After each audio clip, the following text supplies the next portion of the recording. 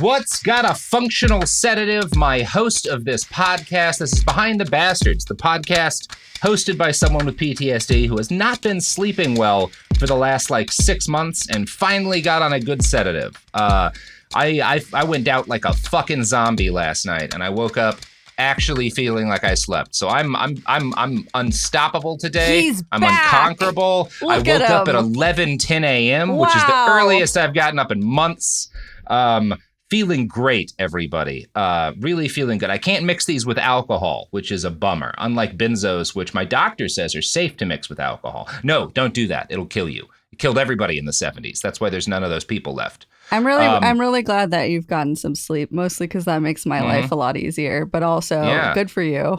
Not speaking of doing drugs in the 1970s, but speaking of being as cool as the 1970s, our guest this week, Princess Weeks. Princess, you are a YouTuber, a comedian, and you are here today.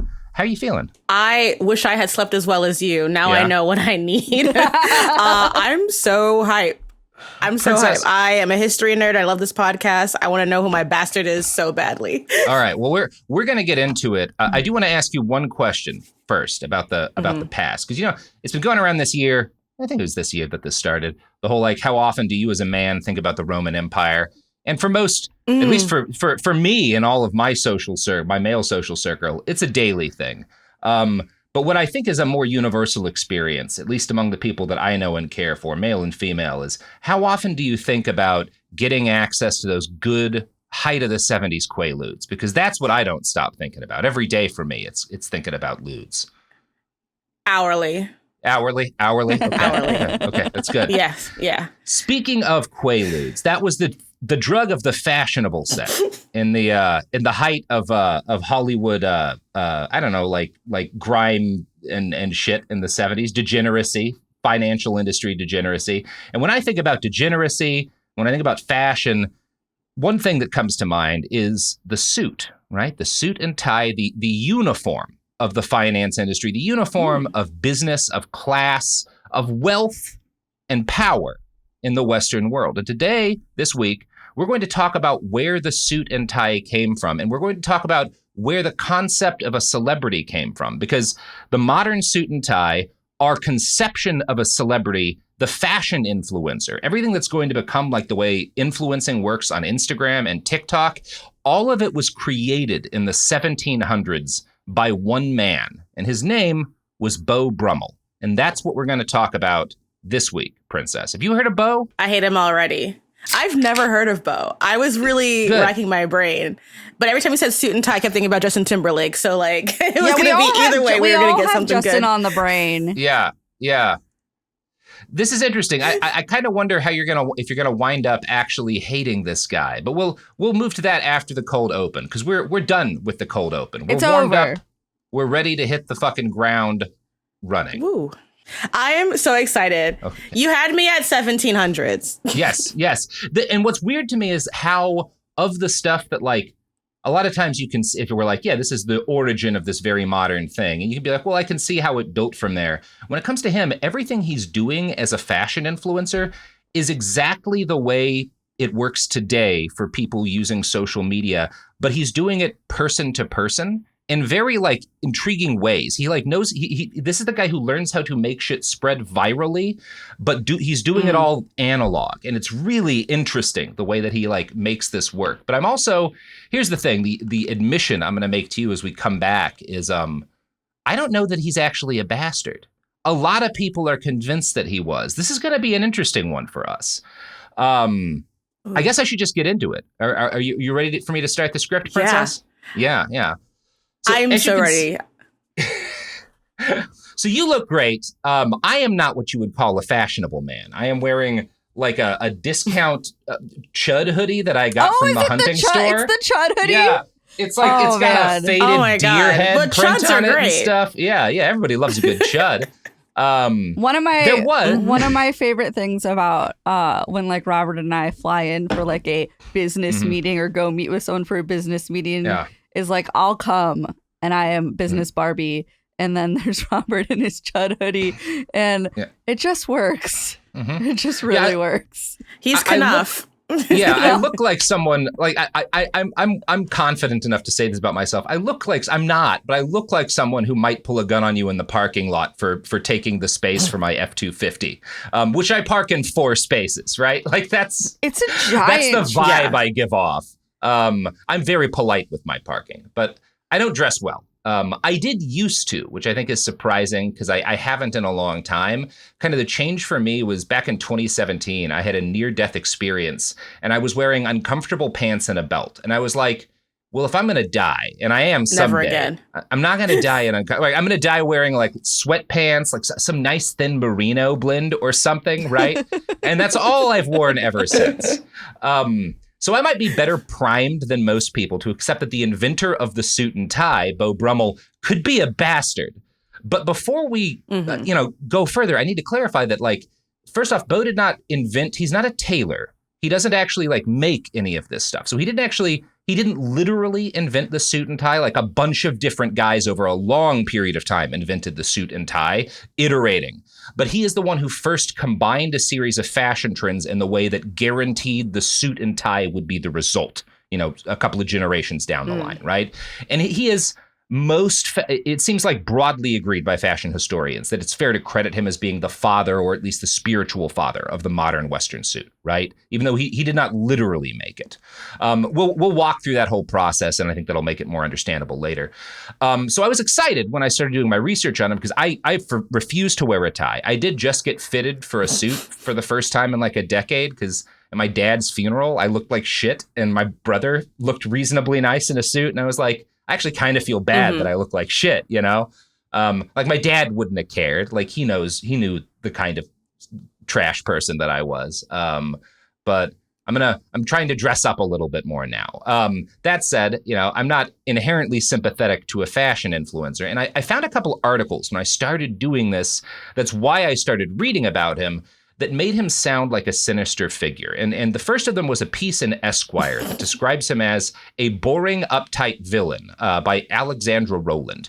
And she makes the case that he killed the era of like elaborate, creative, colorful men's fashion and is kind of responsible for the fact that men today, that's her argument, that men today are scared to express themselves through clothing, right? Lest they feel effeminate. And I'm going to read a quote from her article. Beau Brummell, who was the beginning of 200 years of death for men's fashion and the reason that many straight, white, heterosexual men today feel self-conscious about wearing color or textures or patterns or anything else that makes them stand out from the sea of dull blues and grays.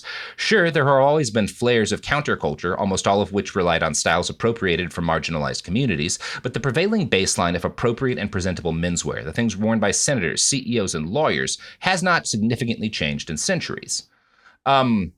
Now, and I think it comes to her overall analysis of like fashion, I don't think that's wrong. I mean, it's obviously like it's a paragraph that's simplifying it a bit. But I think there's an argument to be made there. But the more I dug into... Well, I think it's interesting. Oh, sorry. No, please continue. No, it's interesting because like every year during the Met Gala, that's always the conversation is that like the women, whether or not they're on theme or not, that's a whole different conversation. But the women will wear these extravagant outfits, like really live lavishly. But it feels like post-Halloween middle grade, it just becomes like your Batman's, your black suit. Like if the Batman outfit is the suit and tie of Halloween menswear. So I'm so intrigued about like why he decided to be so boring. Like... And I think this is where I disagree with Alexandra, and I think she's being unfair because I think she wanted to find an easy thing to blame for what is a much more complicated problem, which is men feeling like they'll be considered gay if they express themselves. Because Beau was not boring, and I don't actually think it's fair to say that he made fashion boring. I think it's fair to say that because of some of the trends he started, other people made fashion boring, but he was a disruptor of fashion in a way that I think was actually, he deserves credit for being creative in. He was an artist in a lot of ways. And I think that the reason Rowland comes down on him so hard, and the reason a lot of like pop history writers do, is that it's you're always looking when you do kind of pop internet history, you're looking for traffic, you're searching for like algorithmic glory, right? Yeah. You want to be able to make a quick case that seems to explain something frustrating about the world and everyone can get angry at a guy. And sometimes it's easy to do that. Sometimes there's good ways to do that, right? We do that a decent bit around here. But also, I think when you do that, you can run into the trap of overextending a few facts about someone and ultimately losing the person's humanity and kind of exaggerating and missing where a lot of the harm actually came from. I'm not trying to come down on Alexandra. I've done this myself. There's plenty of criticism, from my body of work. But this whole subject is personal to me because I'm not just a guy who dresses like shit because it's comfortable. I'm also a guy, I've dealt with an eating disorder. I've spent a lot of my adult life insecure about my appearance. It took me years to figure out who I was. And I think that's the case for a lot of men, right?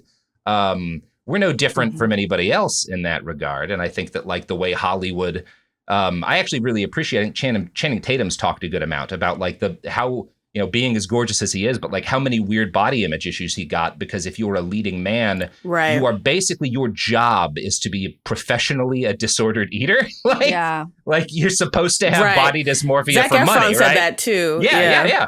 And I think it's good that they do say that, right?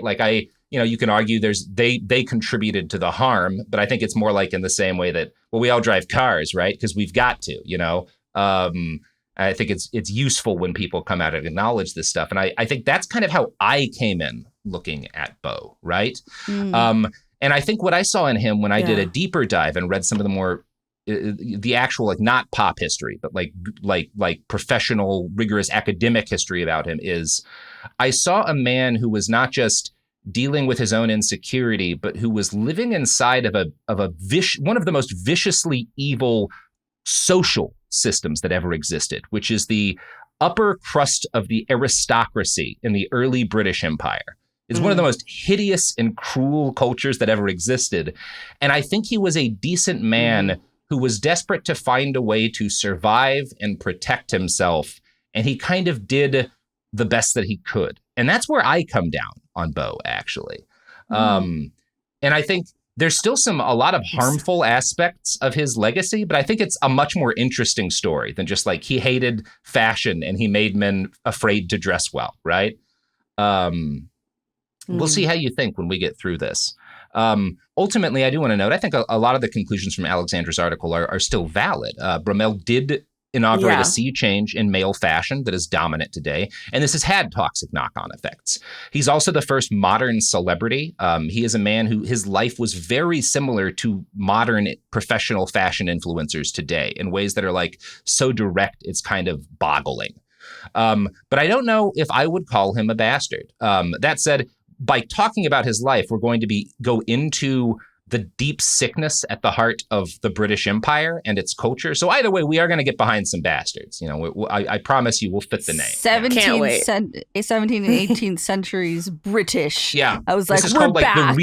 This is the Regency era. The worst right? people ever. We're back. Bridgerton land. Yeah. Full on bastards, baby. Let's go. If you want the biggest touchstone culturally for this era is Jane Austen. Jane Austen is a contemporary of Beau. She's born, I think, 2.5 years before him, but they live in London basically during the same time. And she never references him directly. I read a very detailed article by some scholars with the Jane Austen fan club, who I trust to know their shit, who argue she didn't reference him directly, but most of the male characters in her novels were either based on him or reactions to him.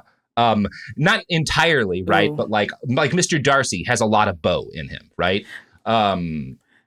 So that's an argument that people make, right? I'm not a Jane Austen scholar, but these Jane Austen scholars make that argument. So George Brian Brummell was born on June 7th, 1778 in Downing Street, London. The house he was born and partly raised in was essentially a palace. Downing Street. So that's the heart of government. Yeah, I was like, that's... Yeah, exactly. I was going to say, I know that address. He is raised there. I mean, they were basically, it's a palace for government employees at the highest level of British government. That's where he's raised and he spends most of his childhood, right? This is where the people who are running the empire live well for very little while they make the empire go. His father is a guy named Billy Brummell, and he is private secretary to Lord North, the first Lord of the Treasury. So that's a big gig, right? This is the guy who was running the purse for the entire British Empire. Lord North? That sounds... Lord North, yes. Right. He's a powerful man. Billy is notable. So Star Trek. Yeah, George's dad, and George is going to become Beau. Billy is notable because he's one of a small elite cadre of men who hold high positions in the British state, but are not members of the aristocracy. They are commoners, right? Technically, they are commoners, but they are not common. You know, their families had been in living memory. They are not of the nobility, but they are extremely wealthy and very privileged, right? Yeah. Billy's dad, like the Beau's Middletons, grandpa, essentially, like yeah, exactly. And you might even look at them as like the Cheneys, to be honest. So these are the people who they have a lot of money and a lot of power. You know, their dads generally made a lot of money and a lot of power, and then before that, the family lineage was a little more common. Billy's dad, Beau's grandpa, had made the family fortune because he owned a boarding house. And on paper, that makes him sound like he owned a motel. The reality is that he was a pimp, right? Because of where this, and this is reading between the lines, but historians seem to broadly agree, given where the boarding house was located, he made his money providing beds and employing women who stepped out with the men who ran the country. So this is not a tawdry boarding house. This is a guy who, and this is not like some street pimp. This is a guy who provides escorts to the most powerful men in to kings, literally to the king.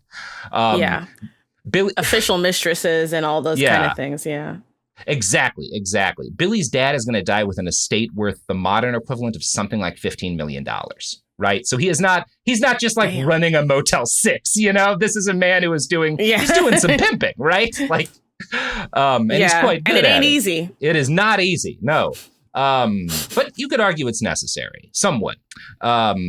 He also had a private apartment in Hampton Court, which is a former royal palace, right? So it's one of those places where it's a fashion. I don't think you pay to live there. I think if you are important and well liked enough, you basically get an invite from the aristocracy to you can have a subsidized apartment at Hampton Court, right? So again, not just a guy running a boarding house, right? This is a man who is powerful. His son, Billy, Beau's dad, started out as a valet. And a valet, if you're technically common by blood, a lot of times you're going to work as a valet. That is, you could call it a working class gig, but it's basically this kind of this class of people who do a lot of the administration of the empire, but who aren't nobility themselves.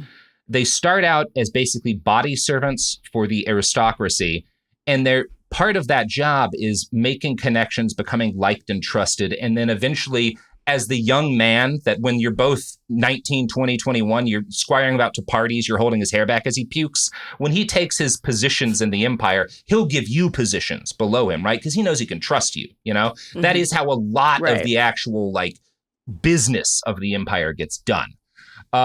Billy does well enough to make himself indispensable to a number of powerful men, including Lord North. His son, George, the future Beau, is baptized on July 2nd in the parish church for the House of Commons, right? So again, he's a commoner, but not common.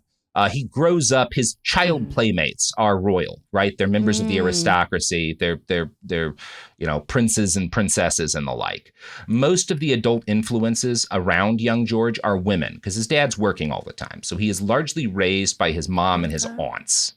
And as a result, he's going to be really good with women. And I don't mean he's a Lothario. I mean that he genuinely enjoys their company and is a good friend. And most of what we know about him he respects women a little bit. Most of what we know about him is a lot of the women who were his friends or his mistresses wrote about him, and they all tended to be he was fucking rad. He didn't suck. He would listen to what you had to say. He didn't hit you. He was a nice guy. I keep reminding myself that we're talking 1700s, 1800s, Great Britain. Yeah, because I'm waiting for the bastardy. There will be happening. There's a lot of bastardry in the social class, but again, one of the things you have to respect about this guy is we have a lot of women who wrote about him, and none of them were and this is the time he was an abusive prick to me, you know? And you really have to be pretty cool to not have stories like that about you in the 1700s as a man of means. Yeah. Right.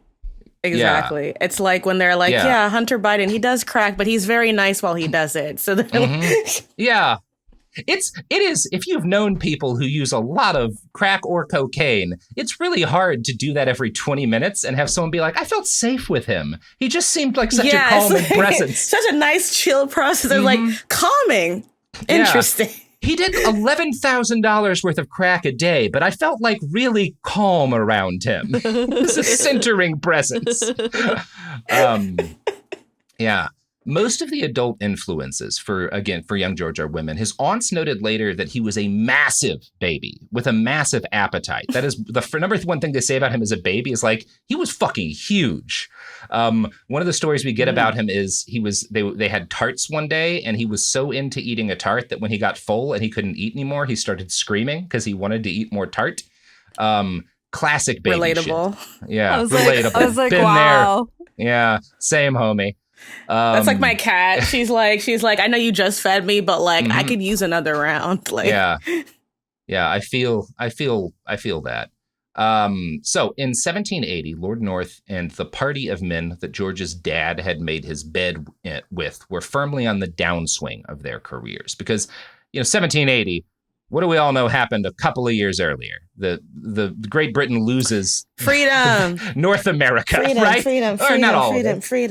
Yeah. The best exactly. parts, all the good parts. My God, the Virginia, New York, probably other states, Delaware.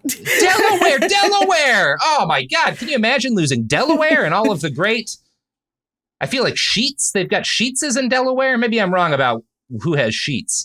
They got a bank there. I think they got like the oldest somethings in Delaware.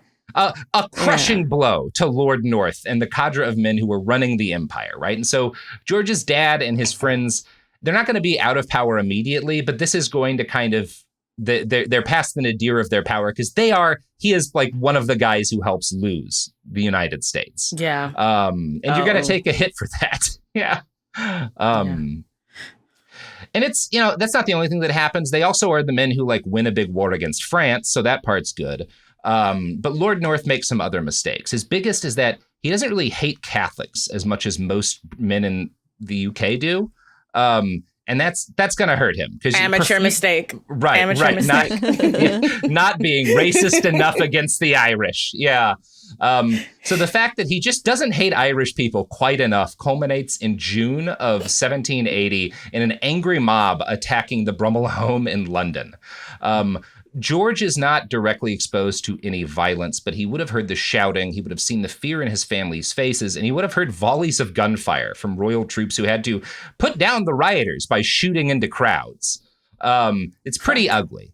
So his family, they spend most of their time out in the country after this, a lot of it, right? This is not an uncommon thing for people with means and wealth to do during this period. We're in the lead up to the French Revolution, right? So things are not going to get a lot calmer in the near future. They also officially get given rooms at the Hampton Court Palace then, which is something of an upgrade from Downing Street.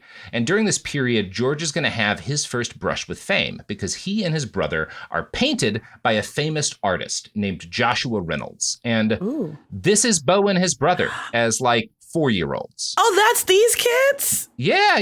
That's literally, it's a very famous, very it's a famous cherubic. painting.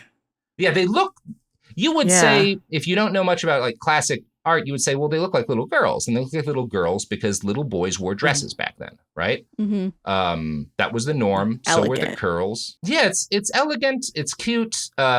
Dresses are very convenient to put on a little kid. So I get it. You can find, I think, photos of FDR in a dress as a baby. So this practice lasts a while. We just don't do it anymore for no good reason. Yeah. But I remember we went to when I was in college, we went to FDR's house in Poughkeepsie, and his mother had like clipped out his baby curls and like kept them forever to like, I guess, harass Eleanor with them. Yeah. It would be off. She was in such a raging bitch, but like definitely there are like all these little pictures of little baby FDR with little curls.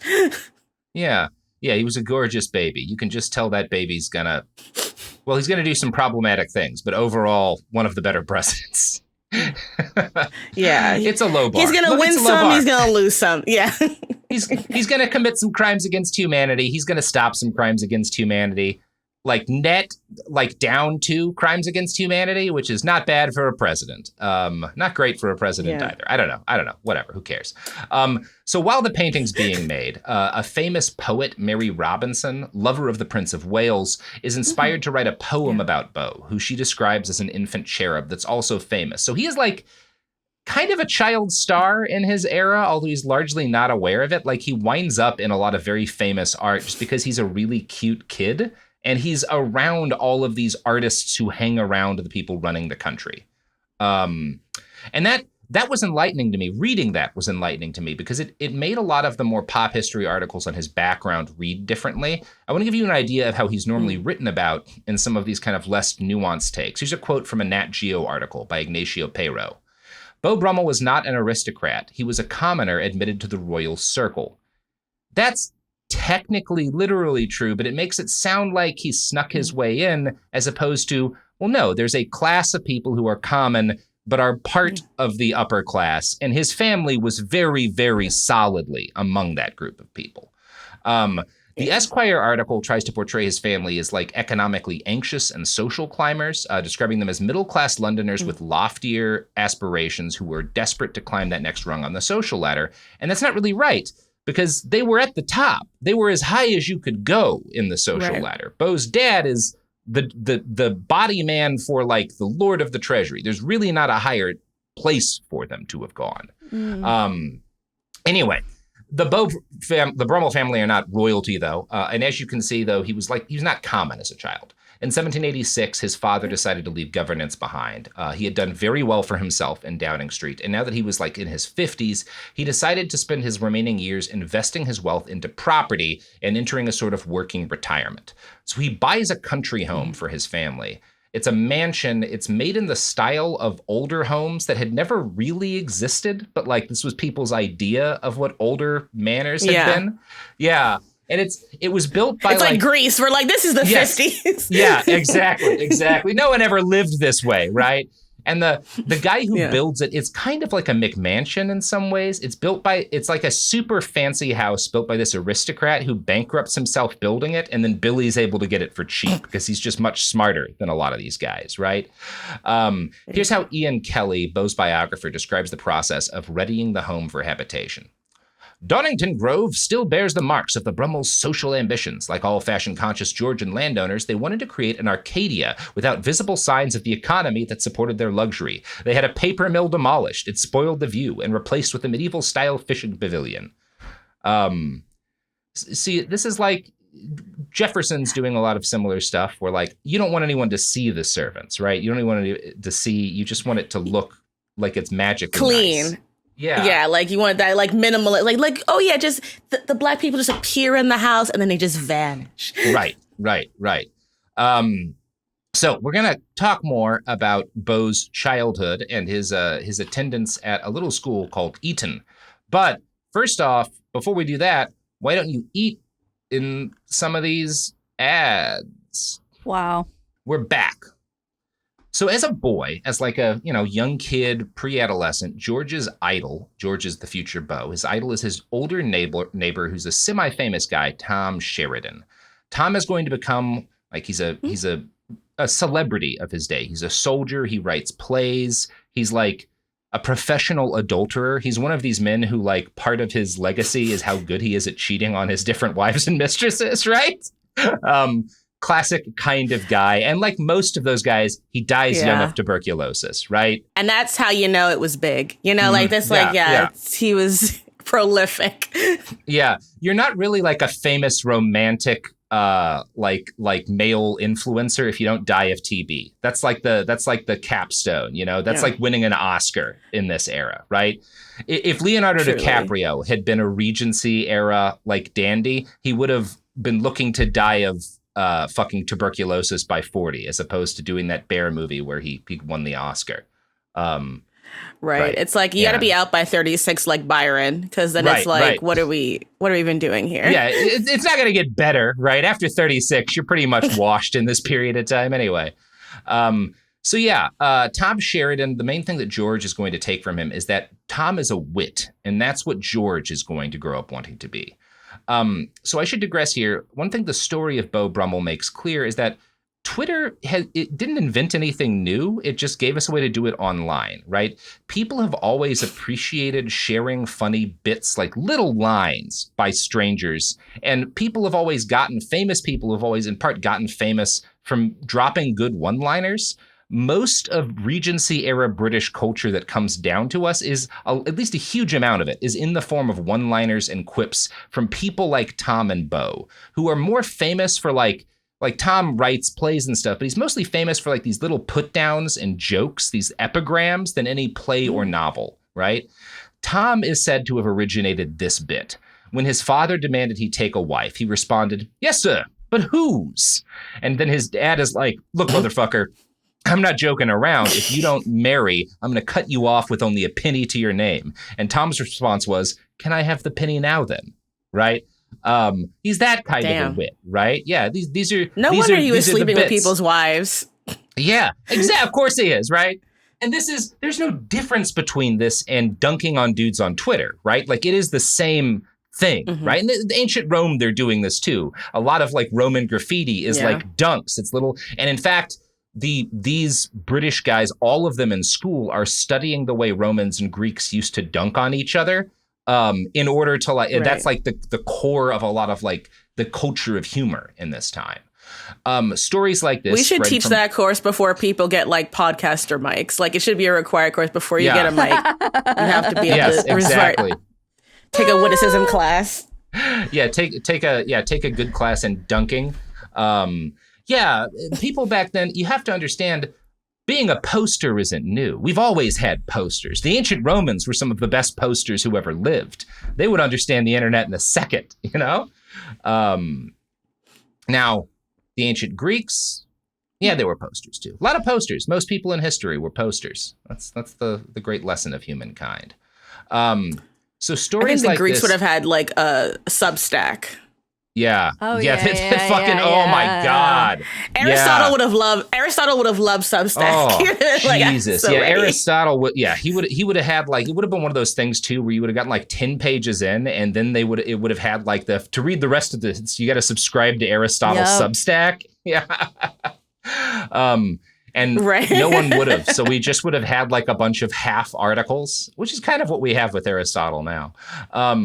So these little bits, stories about people giving these little bits about these japes made at parties would spread person to person through letters, through like human gossip, and through newspapers and magazines, which reported on a lot of like the social gossip between the big figures of the day.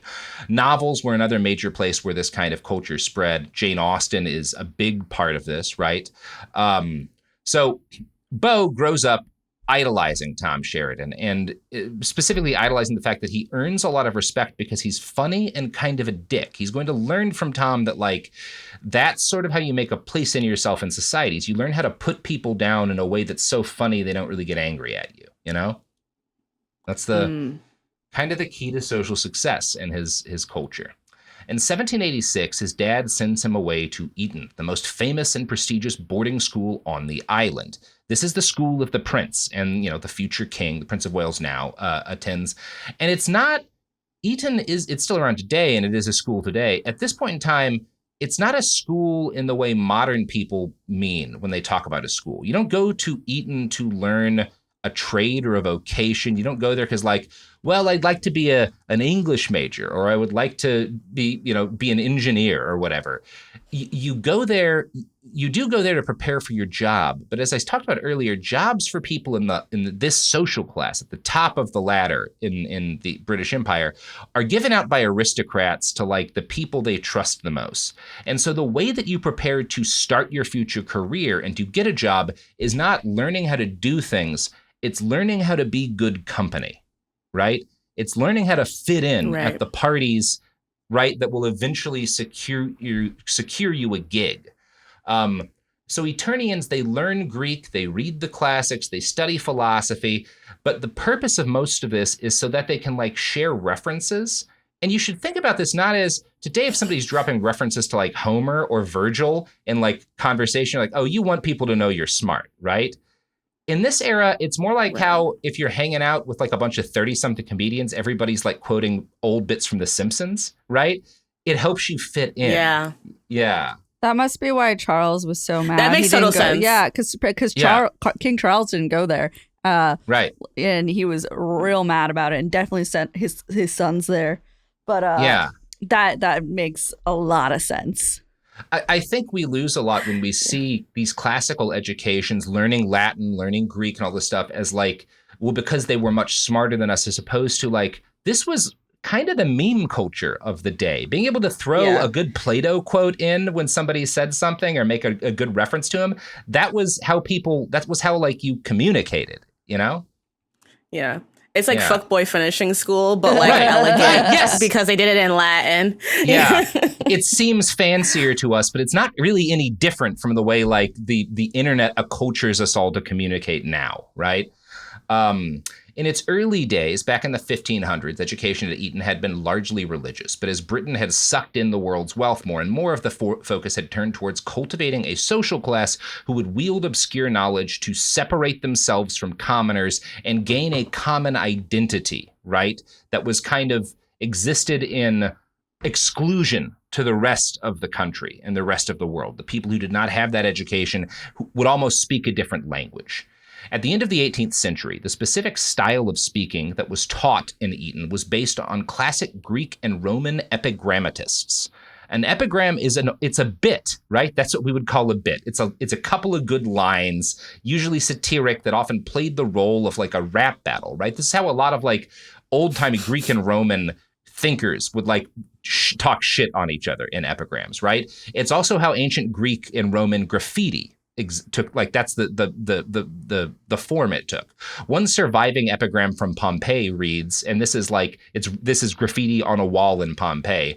I'm astonished, wall, that you haven't collapsed into ruins since you're holding up the weary verse of so many poets. Right? Like everybody's trying to like be all like, I'm surprised that you haven't collapsed under the weight of everybody trying to seem smart by like throwing out a good one-liner, you know? Some Taylor Swift ass shit right there, Robert. Yeah, right. Exactly. So Dead Poets Department ass wall. Yeah. It is kind of like that. Somebody bitching about everybody, trying to put on airs, seem smarter than they are. So it's here that George Brummell is educated in the art of observing the world and then boiling his thoughts into a single razor-sharp line. He develops a reputation for cutting mockery and also for being the funniest kid in school, right? He is like the guy, he's the cut-up. He's a charming joker.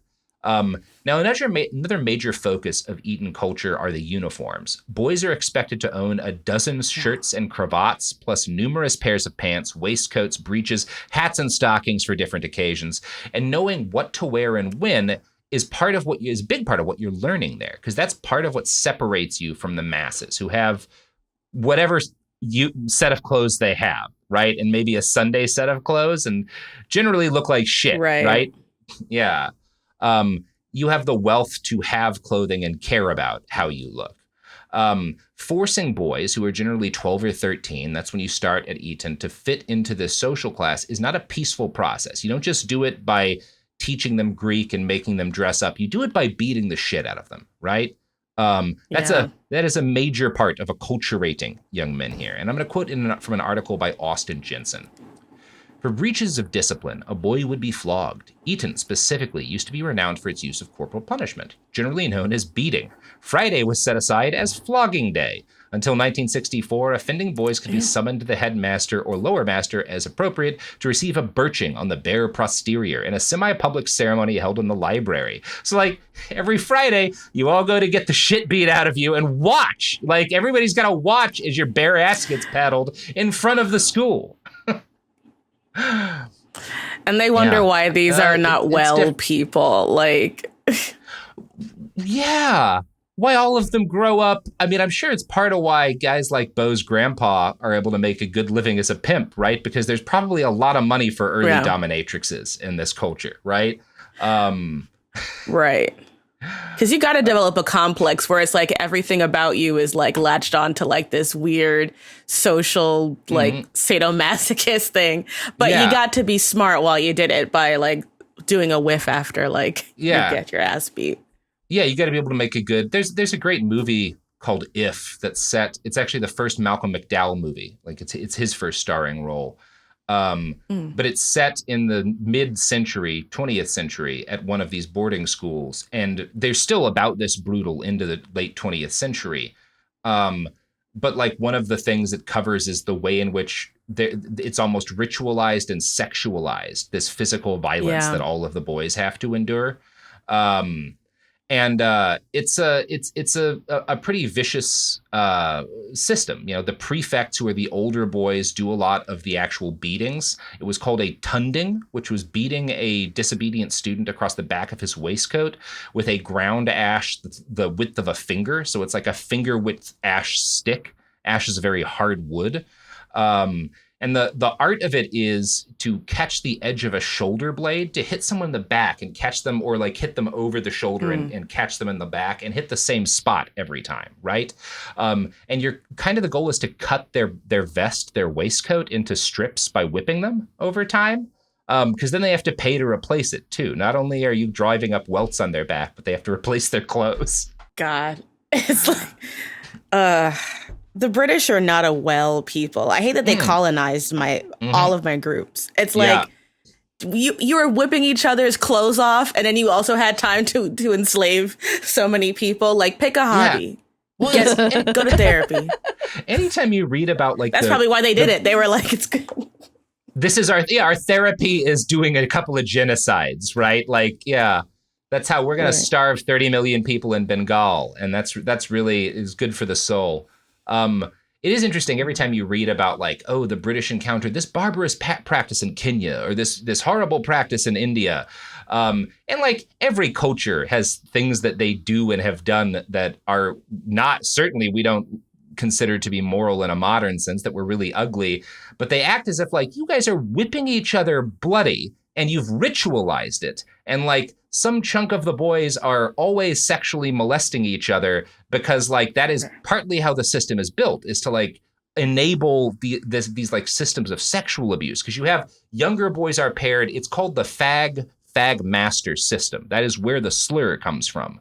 And a fag is a younger boy who is paired with an older boy, and he's basically that boy's servant. And the older boy can, in addition to whip him, basically is supposed to control him. And it's not always sexual, but a lot of these relationships are sexual and they're deeply abusive. And this is like part of the culture of going to a private school, is you are probably going to get molested. That's a very, especially in this period, of very high odds, right? Like these are barbarous especially systems. When they're like, right. Especially when they're like fetishizing the Greeks that were like very much in that mentality of you rear a young boy for that same kind of like molestation, but also like you're supposed to be giving them access to your mind, and that's supposed to elevate them through that whole process.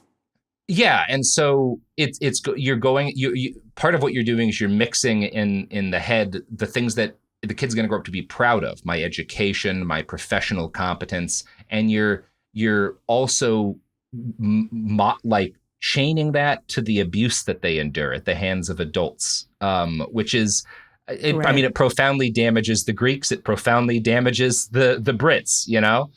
We are still dealing with some of the consequences of this to this day. One thing that is interesting about this system is that in this school, I said at Eton, the Prince of Wales goes here. Most of the like high aristocracy go to Eton. They are not immune to being punished. They are not immune to being punished by people who are lower than them on the social hierarchy. They get the Prince of Wales and the Duke of York, who go to the school a little before George does, are noted by their sisters having been flogged like dogs for misbehavior. So there's also an element of like trauma bonding for the entire upper class in that they have this common experience. That's very important. Now, George, he goes through this system. He is noted as being very well liked. He is not somebody who ever is noted as having flogged anyone else. And he seems to have almost entirely escaped being physically abused himself in a way that is so unique it was remarked upon by his peers at the time. Like somehow he always got out of it and nobody else did, right? And part of how he got out of the bullshit is like everyone really liked him. We have numerous reports from his classmates of like he was the cool kid in school. He was the kid you wanted to be. And nobody, even like the upperclassmen, the school teachers, just didn't seem to want to fuck with him much because he was so funny. He was so like you wanted him to like you and think you were cool. Right. Do we have any like information like what books was he reading? Like where is he getting his coolness from? Like why is he so fucking cool? He's reading a that lot natural of riz. Yeah, he's got it's kind of just natural riz. You know, he paid attention to Tom growing up. He pays attention to like how you craft a joke. He does really well in school, so he's good on his Greek and his Latin. He's good at his history. He's not the best. He avoids doing too well because he doesn't want to like then people don't like you if you do too well. But he's like good enough to be noted as a good student, not so good that people are like fuck with him for it, right? He has this he's one of these people who seems to be born with an innate sense of social navigation. He always knows how to be most maximally appealing in any situation without crossing any kind of lines that like make you tiring to people. It's Riz, you know. He's got it. Everything you said about him reminds me of what people said about Truman Capote, about how like even when he was like very like toxic, but he was so funny, so charming, knew stuff about everybody that he always would have for the most part a circle of people around him because he was just so engrossing. It even kind of reminds me of Shakespeare with the idea of like this person who's like not of the right class to some people, but still like very charismatic, knows enough stuff that like it doesn't matter enough. Yeah, it doesn't matter. And he seems to be so confident and he seems to know what he wants so well that you kind of line up behind him. Because most people, even if you're at the top of the class, even if you're the fucking Prince of Wales, inside you're a ball of insecurity. Yeah. And I actually think Beau was as well. I think everyone is. Yeah. But he seemed to have a sense of direction for himself that kind of makes everyone feel like you want to just follow. You want him to like you because then you feel like maybe you know where you're going to. He's that kind of a person, right? He's a natural leader. I also think of Tom Cruise when I see this. Not that Tom doesn't have his weird side, but like if you notice how people will point this out, you can look at like long shots of Tom when he's like, they're not actively filming, but like he's on set and you'll see him like walking and he's like 100 yards back from the camera, but his face, he always instinctively is always turned in such a way that it's ideally framed in the camera. He always knows in his brain how he's being looked at and how to present himself. And that's part of what makes him Tom Cruise. Beau's got that, right? It's almost a supernatural sense for that sort of thing. And you know what else is supernatural? The quality of our sponsors. You'll see God. Anyway. That was a great ad transition, Robert. Well done. Thanks, Sophie. Thanks. We're back and we're talking about Beau. So I've talked about, the system that he's in where you've got all the younger kids in Eton are the job title they have is fags. And then you have your older boy who's your master who is supposed to run you. We have a quote from the guy who was that for Beau. And this is what he said about Beau while they were in school together. No one at the school was so full of animation, fun, and wit. He was a general favorite. Our dame, his tutor, and my tutor, and Dr. Goodall all petted him. You asked me whether he was pugnacious. I do not remember that he ever fought or quarreled with anyone. Indeed, it was impossible for anyone to be more good-natured than he was. And again, like everyone fights at this school. Everybody gets into scraps except for Beau. Nobody even wants to fight him. He's just that kind of naturally charming. And that's what I see in that is that like this is a defense mechanism. He is someone who knows, and we get from the women who know him at the time, he doesn't like a lot of aspects of how brutal this system is. Like nobody really does. And he knows that the way to protect himself is by being defensively likable, right? So yeah. Now, Eton is not a placid place. Boys are given a lot more freedom than we give adolescents today. One of the other things you learn at Eton is how to drink, which you start learning as a young man in the British aristocracy at 13 or 14. So these boys outside of school, there's a town nearby that has a couple of bars that cater specifically to Eton boys. And part of what you're learning is how to drink like a man, right? like you are getting wasted as a little kid, because that you need to be able to drink like a son of a bitch in order to exist in high society, right? How can you die of a liver problem if you don't start drinking right now? Yeah. If you don't really get a handle on this soon, you might live past 40, and we don't want that. Nobody wants to live. You've got to get some tuberculosis, guys. Come on. So right, amateur hour. Yeah, right. Like, what if you wind up not being sauced your entire adult life? That would be a real loss. So these kids are rich little shits. They wind up in fights with local boys a lot because they can't even communicate with these boys. They are raised speaking effectively different languages, and often literally different languages, because they communicate a lot in Latin among each other, right? In French and Greek. This passage from a biography on Beau Brummell by Ian Kelly describes one instance of young Beau confronting the violence that resulted from this situation, this kind of discrepancy between the local common kids and the Eton boys. A boatman who had found himself in some altercation with the schoolboys was on the point of being thrown over the bridge into the low waters of the Thames by a mob of over 100 Etonians. Buck Brummell, perhaps 14 at the time, caught the attention and laughter of the Etonian and cad hooligans alike by shouting, "My dear fellows, don't send him into the river. That man is obviously in a state of perspiration, and it almost amounts to a certainty that he will catch cold." Brummell was rewarded with guffaws, perhaps some bemusement in the face of such paradoxical whimsy, typical of his later style, and the boatman was released. So he comes upon a crowd, because his schoolboys, they run around in big groups because they will get picked on by the locals otherwise. They start a fight with this random working class guy, and they're about to throw him into the fucking river. And Beau comes up and he makes fun of the guy. He's like, "Look at how sweaty he is. Like, you don't want to, like, he's already wet enough. You don't need to throw him into the river." But he makes fun of this guy to disarm the situation and stop him from being further abused, which I think speaks to an aspect of his character that's actually like complex and positive. Yeah, cool guy. So it was learning this that made me think Beau was a more complicated figure than the first articles I read made him out to be. To quote again from that Esquire article attacking him, he made a habitual performance of wry cruelty, lifting himself up by putting other people down. And a lot of people, even to this day, think that kind of thing is funny.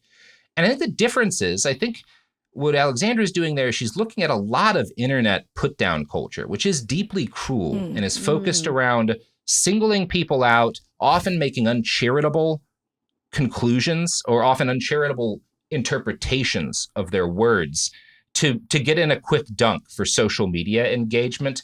That's a huge most of social media today, and it's really ugly. It's very abusive. It's part of why harassment is such a problem online. And I kind of see a lot of what Beau's doing is kind of the opposite. And part of how you can get that, some of these are put downs. He says mean things to people.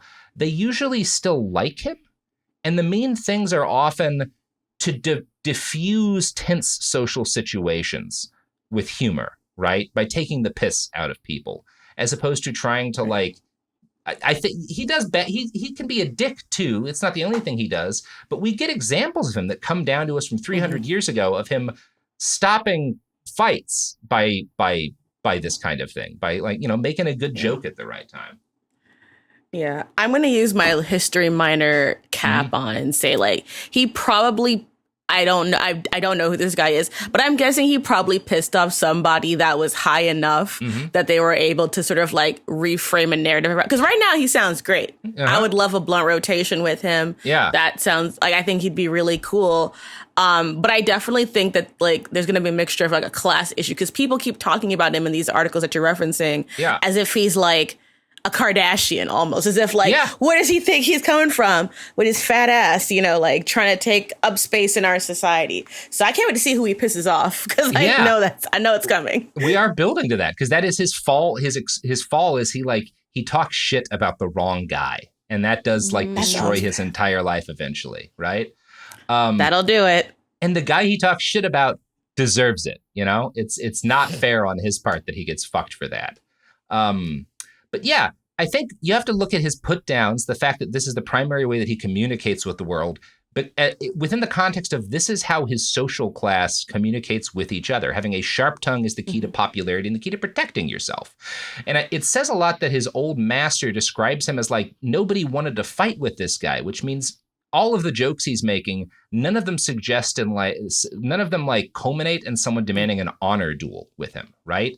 Like, they don't really... They were good-natured. Exactly. So yeah, I think that's what we see with Beau is he's entering, and he's aware that he's entering a culture dominated by the cruel, wealthy fail sons of his era, who are on the lookout for any signs of difference that they can attack in the people around them. And he makes himself their idol and the most popular boy at the school as a method of self-defense, because that's the only way to get by in this world, right? And I kind of see him in that as a little bit of a rebel, right? And it's from a desire to rebel at Eton that the foundations of what would become the modern suit are going to present themselves to Beau for the first time. Every year, Eton boys engaged in a festival called Montum.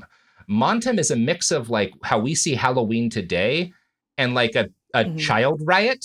Like it was a controlled riot of rich kids, kind of mixed with Halloween. All of the Eton boys would course. Yeah, right, yeah. Of course. They get just a fun little rich boy riot. Yeah, the kids need their little riot, you know. We got to let them beat up the commoners, which is a lot of what happens during Montum. The boys will elect captains, and the captains, and the kids, the upperclassmen who get elected to positions, almost it's like a homecoming thing. They dress in these insanely elaborate, expensive uniforms. And the younger boys dress in these quasi-military uniforms. And they form up in gangs on like the bridges, and they will rob common people trying to cross the road. Basically. Hoodlums. And it's hoodlums. It's ritualized. So like, they're not like, they usually are not taking your actual stuff. You know, at Montum, you want to have like some treats and stuff for the boys who are like going to be pretending to be brigands, like, right? Give them some beer, you know. That's how they get the trick or treat. It's like, we'll fight you or give us your food. Right. And usually it's like a friendly, the kids are out tonight. They're doing their Montum thing. We'll give them some treats. Sometimes people fuck up or the kids are drunk and so they start shit, or sometimes the locals are drunk and they start. So things can get very violent. Sometimes Montum turns into something that is like a really ugly riot, but it is supposed to be this like ritualized sort of blowing off of steam thing. And like every other aspect of Eton, Montum has a rigorously enforced class system. So the higher up you get, the more insane your costume, which fits in, you know, the costumes at Montum fit in with the fancy dress of the day, which emphasizes men are wearing these powdered wigs that we're all familiar with from like Revolutionary War era media, right? And they wear these incredible multi-piece outfits that would be considered like a bit much at the Met Gala today. And to give a little more detail about this, I want to quote from an article I found published by the Jane Austen Society, written by Geoffrey Nigro and William Phillips. By 1775, this is good. We got a fun picture coming up for you. By 1775, it was still acceptable for men to wear silk, satin, or velvet in bright or pastel colors, with lace cravats and cuffs, powdered hair, and perfume. The most extreme fashion victims of the moment were the macaronis. These foppish men supposedly derived their fame from the Macaroni Club, an organization of fashionable young Englishmen who had returned from the Grand Tour with a love for continental fashions, culture, and cuisine. The macaroni style was an extreme form of appearance, exaggerated in costumes, cosmetics, and hairstyles. And these people, I'm going to show you, Sophie's going to pull up a picture to look at how this is a macaroni, like a man dressed in this style. Oh my gosh. And it's like, oh my god! He looks like he has the dune worm on his fucking head, dog. What are we talking about? His That's wig is the size of his torso. Yeah, he's got like Marge Simpson hair. I would describe the look on his face as like, what if there was a pedophile for pedophiles? Like it is a creepy smile. He's got like a Joker smile. It's exacerbated by his insane makeup. Oh my god! They should be thanking this man. Like, it looks like his hairstyle's about to ejaculate. Like, I really... It does. It's gaping at me. It's really... it's very... It's obscene. God, I love how... so gross. I love it. It is, but I'm glad it's gone. Yeah, I'm glad it died out. I'm glad it existed, and we can look at this picture now. And you can see how elaborate and heavy that dress is, right? And this is not, that hairpiece is not a normal day-to-day wear for someone. That is masquerade wear that I just showed you. But it shows you like during festivals, how outrageous the costumes were. And the normal social costumes are less insane, but they're still really elaborate. There's a lot of gold and gilding and silver on them, a lot of jewelry, a lot of makeup, a lot of powder. And the hair pieces people wore at the time are not light or comfortable. Outfits like this, which are outfits that are more elaborate than this, are common among upperclassmen during Montum. But one group of boys who make up the majority of the Montum crowd, the younger boys, are polemen, and they wear a simpler outfit because they're kind of the grunts, the soldiers of the older boys who are wearing these elaborate outfits, and they wear dark blue jackets with 2 rows of buttons and pale, tight riding breeches. George comes to prefer this outfit as a matter of daily wear to like as opposed to the more elaborate, like fancy dress of the time. And when he gets out of Eton, he continues to dress like a poleman. Like this is like a costume, but it's one that he really digs, and he just starts wearing it every day. And it's important to note this outfit, what he is wearing, the poleman's outfit that becomes, he is going to eventually kind of streamline this into the precursor of the modern suit. This is a quasi-military outfit. It is made in part in imitation of some of the military outfits of the day. It's also athleisure, right? Most popular dress clothing is very restrictive, both because of the weight and the materials used to make it. The outfits George favored take after the jackets and stuff, and the waistcoats take after military uniforms, which you have to be able to move into some extent. And the breeches are riding pants. They're not quite modern trousers, but you're meant to be able to move in them, right? So what you're telling me is that not only was he the precursor of the suit and tie, he was the precursor of wearing leggings as pants. Yes, these are literally leggings. These are so tight. One of the jokes women of the day make is that once breeches start being like common and the more common fashionable pants, one of the jokes women will make is that like, oh, these are great. You can always tell what your man is thinking, right? Because you can see his dick through the fucking. It's so tight, right? Because these are skin tight pants. You're almost poured into them as a man. These are yoga pants. Yeah. And older people will attack this outfit for the same reason that they attack yoga pants, where it's like, it's obscene. The kids are dressing this way. These tight breeches, filthy. Yeah. They're cutting off the circulation. They're going to end the bloodline. Right. So influenced by the central role of fashion at Eton, by the time George Brummell left the school, he had developed a reputation for fastidiousness, right? He is noted to be almost obsessively focused on his personal hygiene and the fit of his clothes. He's already spending a significant time every day getting ready to dress. He's always focused on how he looks. And he might have had what we would describe as dysmorphia or even, some sort of, it's impossible to know, but I'm going to read you a quote from Ian Kelly's biography.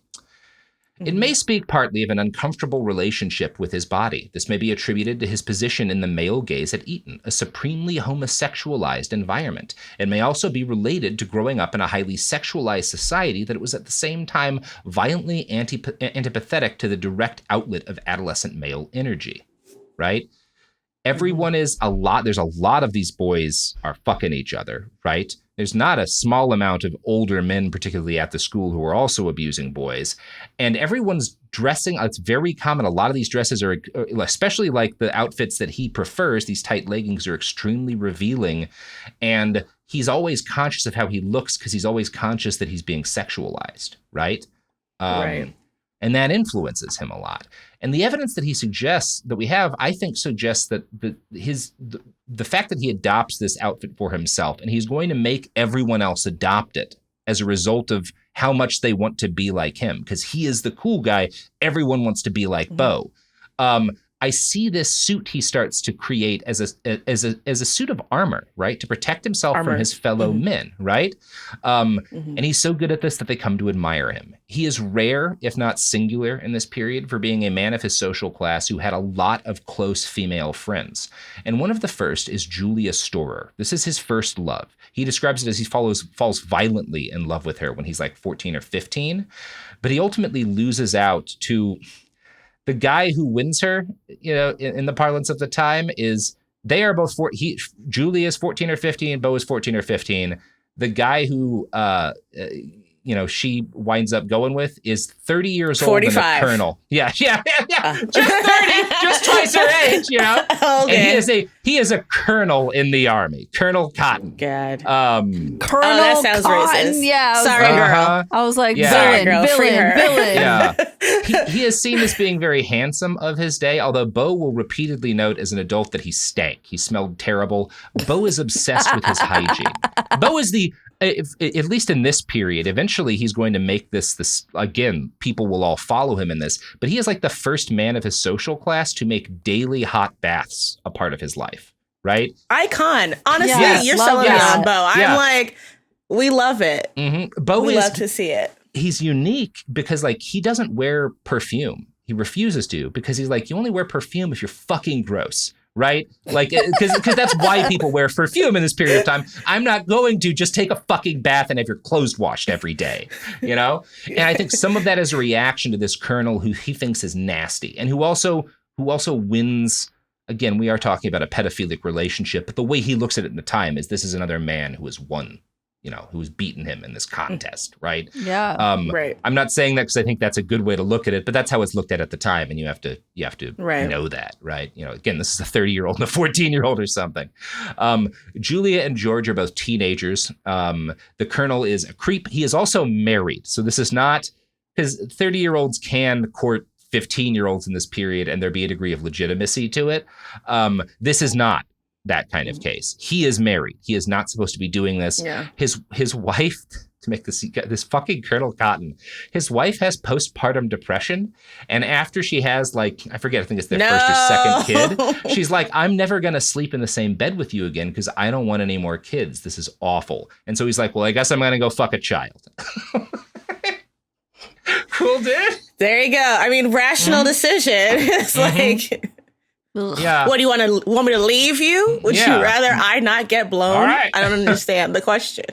Yeah, it's fine. I will ruin the life of a teenage girl, which he does. So he has extramarital sex with a child. This devastates young George, and it's much, much worse for Julia because she gets pregnant. Now, of course, at that time, she is a high society woman. She is a member of the aristocracy, and having sex out of wedlock with a married man, it means you're worthless now. You can't get married. And that's all your future social capital is your ability to get married. She is going to become an unperson because of this, right? Lacking better options, thus, she hides her pregnancy in the outlandish outfits of the upper class, which gives you an idea of how ridiculous the dress is during this period. No one, right. She is able to hide that she's pregnant until her water breaks during an audience with the Queen, which is the worst time for this to happen. That's a shady ass baby. That's a shady baby. Oh, that baby. I've been like, dude, what the fuck? That baby is your op. Yeah. So her water breaks at a party, and it's the Queen and all of the Queen's friends, and her whole family is almost wiped out as influential members of society because of the shame from this. Damn. Her brother challenges Colonel Cotton to a duel. Colonel Cotton, by the way, is fine. This is not the end of his social life. Of course. She gets thrown out of her home, and since she's married, she can't go to Colonel Cotton's home. So she winds up sneaking into an empty room at the palace, because there are a lot of empty rooms, and she has to deliver her own baby at age 15. Alone. No! I hate everything. Yeah. Now, wow. Let's kill Cotton. George stops talking to her for a while, not because of this, but because she breaks up with him, right? And he's brokenhearted. But we know at the time he writes about, because he's aware of what happens to her, and he thinks it's awful. He is upset about how cruel this is. This fucking 30-year-old molests her, and now she's an unperson. That's fuck my culture, right? He's very much angry about this. She is going to have 4 more kids with the colonel, because basically she winds up living in sin with him in a country house. Thankfully, she is rich. She's a lot luckier than most women in this situation, in that she does have family money, so she doesn't wind up desperate. she will eventually become one of the most famous courtesans of her era. She becomes a famous and successful high-end sex worker for the aristocracy, and actually kind of earns her way to a degree back into high society, because if you are a high-end courtesan, there are certain high society gatherings that you're allowed in. And she does eventually, she's a very powerful woman in that way. And it's from her memoirs that we know some of what we know about George, because as adults, they become friends and lovers again. And we don't know the full details of their relationship. It speaks well to Beau that, like, he does not care that she has a love child, which is how he describes it. That's the parlance of the times with this older. He doesn't care that she's disgraced. He thinks the society is wrong. And he actually, one of the beautiful hints that we get about, like, what the kind of decency at his heart is that he writes a poem for her child, for this baby, because he views what happens to this baby and his mom as an evil, right? And he does describe this as a love child. We think that's gross. That's how people talked about this at the time, right?